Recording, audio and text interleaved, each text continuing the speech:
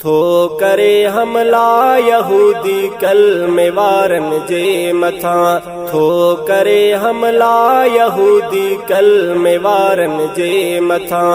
आहे लानत गॾिजी चओ इसराईल वारन जे मथां, आहे लानत गॾिजी चओ इसराईल वारन जे मथां। थो करे हमला यहूदी कलमे वारन जे मथां, थो करे हमला यहूदी कलमे वारन जे मथां।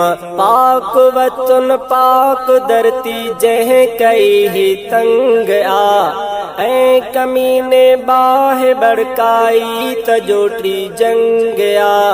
पाक वतन पाक धरती जंहिं कई ही तंग आ, ऐं कमीने बाहि बड़काई त जोटी जंग आ।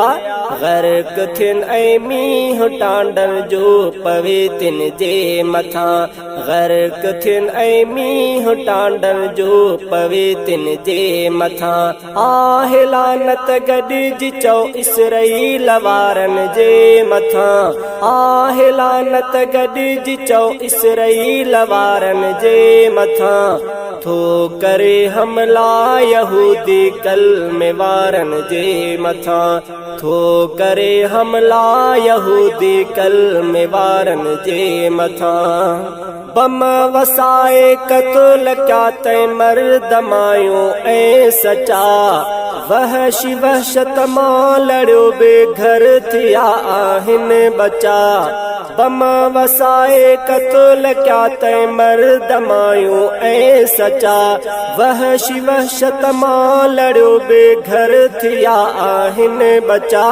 लानतूं पंहिंजा कंदा शल भोले बांदर जे मथां, लानतूं पंहिंजा कंदा शल भोले बांदर जे मथां।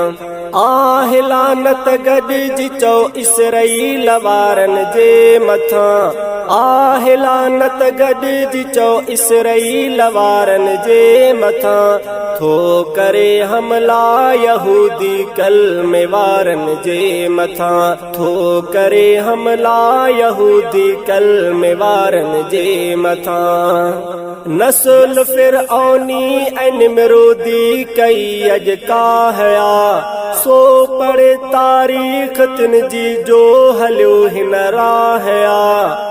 नस्ल फिरऔनी ऐं निमरूदी कई अॼु काहया, सो पढ़े तारीख़ तिन जी जो हलियो हिन राह आ।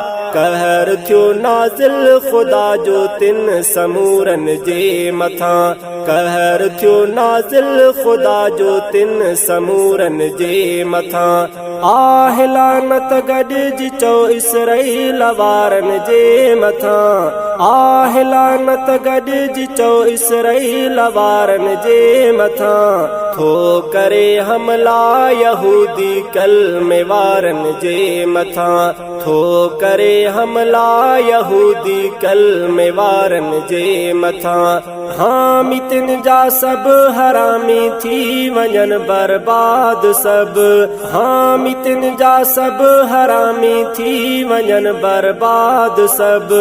थींदा गालिब हक़ वारा ज़ुल्म वारन जे मथां, थींदा गालिब हक़ वारा ज़ुल्म वारन जे मथां। आहे लानत गॾिजी चओ इसराईल वारन जे मथां, आहे लानत गॾिजी चओ इसराईल वारन जे मथां। थो करे हमला यहूदी कलमे वारन जे मथां, थो करे हमला यहूदी कलमे वारन जे मथां।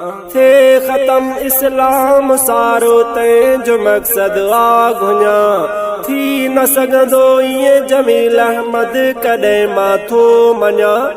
थे ख़तम इस्लाम सारो तंहिंजो मक़सदु आ घुञा, थी न सघंदो ईअं जमील अहमद कॾहिं मां थो मञा।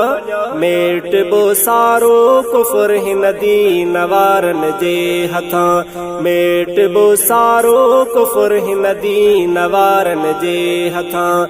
आहे लानत गॾिजी चओ इसराईल वारनि जे मथां आहे लानत गॾिजी चओ इसराईल वारनि जे मथां थो करे हमला यहूदी कलमे वारनि